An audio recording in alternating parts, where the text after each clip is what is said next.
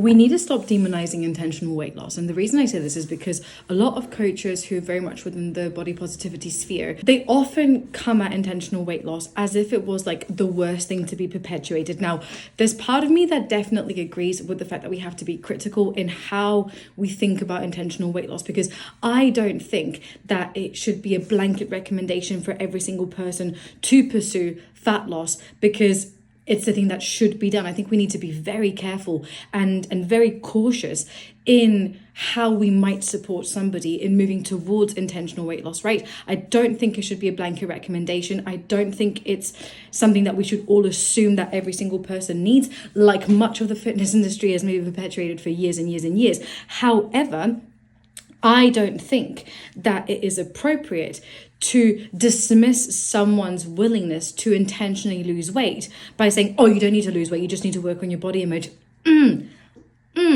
I don't think I agree with that. I think we need to be very careful in, yes, of course, addressing the likes of body image and addressing self-compassion and addressing self-acceptance.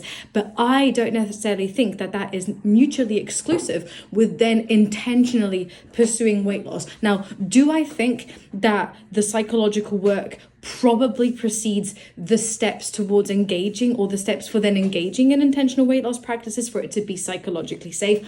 100,000%. But does that mean that doing body image, self-acceptance, self-compassion work is not congruent with pursuing intentional fat loss? And I say this because if a client comes to me and expresses that they want to lose body fat, who am I to turn around and say, no, you don't?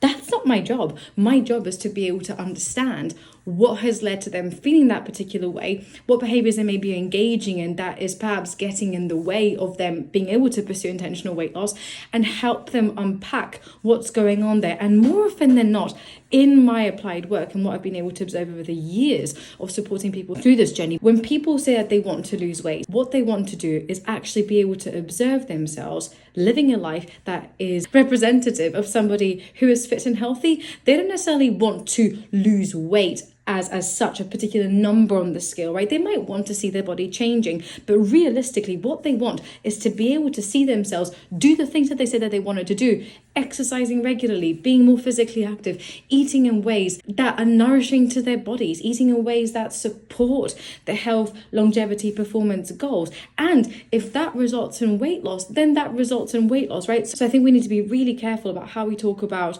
weight loss. And when I use the word intentional weight loss, I'm being very deliberate about that, because weight loss is prescribed as a willy-nilly thing that every single person should follow just because it's the done thing, just because skinny trends are making their way back, just because we've got this, obesity epidemic. It's almost like assumed that one's health is measured by their level of body fat, which is incorrect. But I don't think that being intentional about body fat loss is something that should be demonized. I think it's something that needs to be understood. I think it's something that needs to be worked with. I do think that there's a lot of psychological work that goes alongside it in order to make sure that it is a safe practice to intentionally pursue. But I don't think that it's something that we should be demonizing or discouraging people from pursuing if it is psychologically safe for them to do so. And that's the difference.